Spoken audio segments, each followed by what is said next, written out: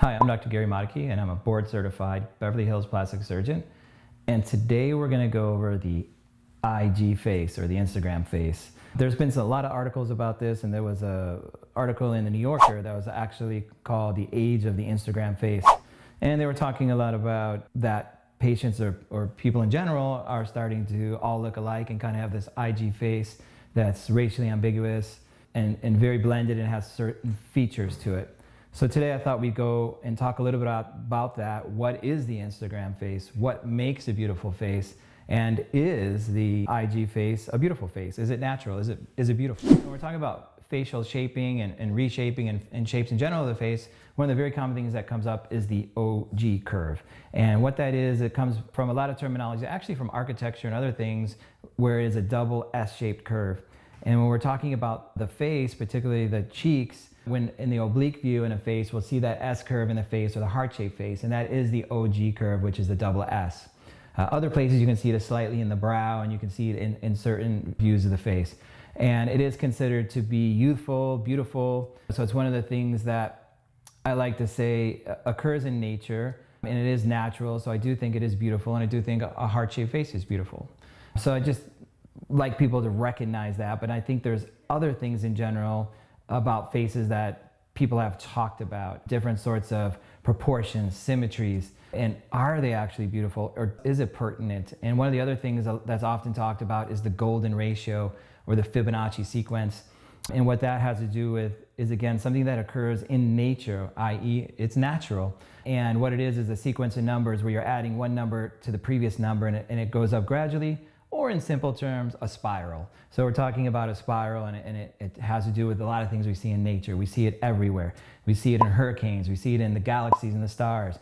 We see it in the curvature of lizards' tails. We see it in seashells. You see it everywhere. And that's the Fibonacci sequence. Now, is it pertinent to the face? There's been a lot of talk about that, because although it can be naturally occurring, does it make a face beautiful? There's one computer program that was called the beauty mask, where they did take the Fibonacci sequence and apply it to make a mask of the face and look at proportions and facial features to see if it was beautiful.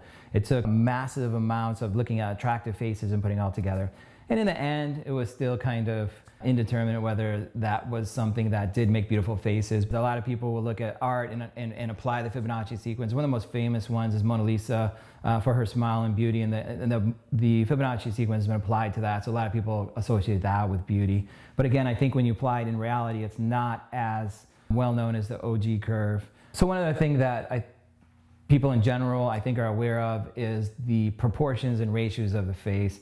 And that I do think has some legitimacy. In other words, the thirds of the face, which are like this, and whether they're even. And then some people break it into fifths. Some people break the lower part, the upper part, many different ways to break up the face. But the overall gestalt or view of it is that proportion equals beauty, or symmetry equals beauty. And then again, natural curves, not everything out of proportion, which equals asymmetry, or things that are unnatural. So I do think there is some things there that lead to balance, proportion, harmony, symmetry that are beautiful. So I do think that does apply to facial symmetry. And one of the interesting things about the Instagram and social media and Facetune and all these filters is that they're using these sort of things. They're using these mathematical equations, they're using these ratios, they're using these proportions to filter the face and then bring out these sort of ratios and proportions, and then hopefully a more beautiful face. So what is the IG face? I think we may hear different versions of it, but overall it's sort of a racially ambiguous face that's very blended, soft,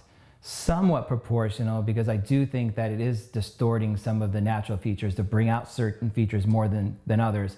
So when we're looking at those filters, we can see that what it's doing is naturally making the eyes a little bit bigger, the lips a little bit bigger, bringing those features forward, the nose a little bit smaller, raising the tail of the eyes maybe a smidge, and again, accentuating that OG curve. Although everyone is starting to look a little bit alike, I think if it's done conservatively, it's a beautiful appearance. It's very natural appearing. Patients look softer. It's bringing out and enhancing certain features which are beautiful. And I think that if it follows some of the rules as far as symmetry, proportion, OG curve, things like that, then the overall result is beautiful if it's not overdone. One thing I did want to say was there's been a lot of posts that are like that are meant to be kind of comical and they're like when you move too much and the Snapchat filter comes off or the Facetune comes off and you look like your normal self. And you know, that's good news, or the problem is either way. What it means is that as the filter wears off, you go back to normal. As the filler and Botox wears off, your face can go back to normal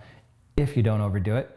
And then I think that it's a good thing because I always advise patients to try those things out first. You know, and I don't think it's necessarily bad that they look at the filter, say, oh, I like that, I might want to change it about me.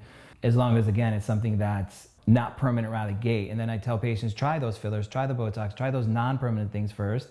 And if you like them, then you can always opt into surgery because over time those start to add up and they're not permanent. And then they opt into the surgery and generally they're happy because they've already experimented with filters and non-permanent things and non-surgical options. So I think that that's interesting in that respect, that there are some benefits to that they can kind of get a preview of what they might look like if they actually had the surgery. So one thing I have to mention is on the flip side of the coin is there's some bad news, and that is sometimes people are overdoing this stuff, right? And so instead of calling that, instead of calling it the IG face, I call it the OMG face. And that means that they've gone from natural to unnatural, from balanced to unbalanced, from proportionate to disproportionate or disfigured. And I think in that case, I'm not a big fan.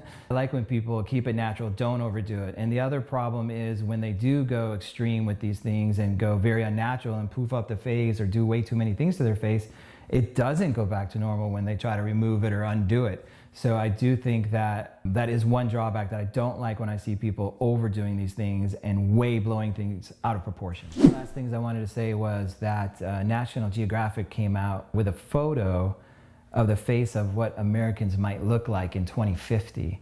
I thought it was interesting because in the article, and to my appearance is what it looks like, is a very racially ambiguous, blended sort of IG face. The features, again, are similar to what everything we're talking about with the filters and what we're seeing, and we're seeing people are kind of, again, taking their look and not necessarily, well, sort of losing a little bit of characteristics and individuality, but having this very blended, ambiguous face.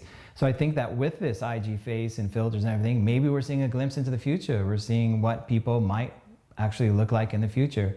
And again, because those features in that future face aren't overdone and they are still natural, I think it is a very beautiful look, and it's a very soft, blended, racially ambiguous face that is naturally beautiful. So maybe we're getting a glimpse of the future with all this IG face. Did you see in your practice when Snapchat, I think Snapchat was kind of like at the forefront of like the filters and changing the way we look online. Did you notice that people's aesthetic desires were starting to change when the filters started to come out? Or were people already kind of gravitating towards a more racially ambiguous aesthetic?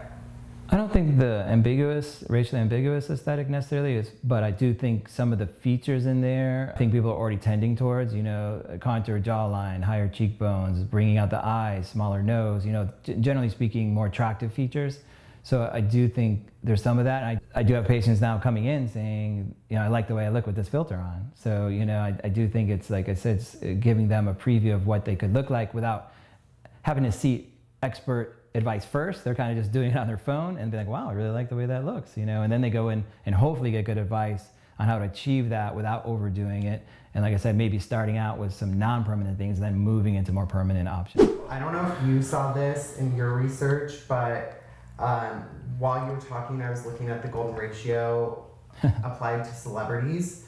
And I don't know if you saw this at all, but like Wired applied the golden ratio. I don't even know who that is, but that's Jack Nicholson.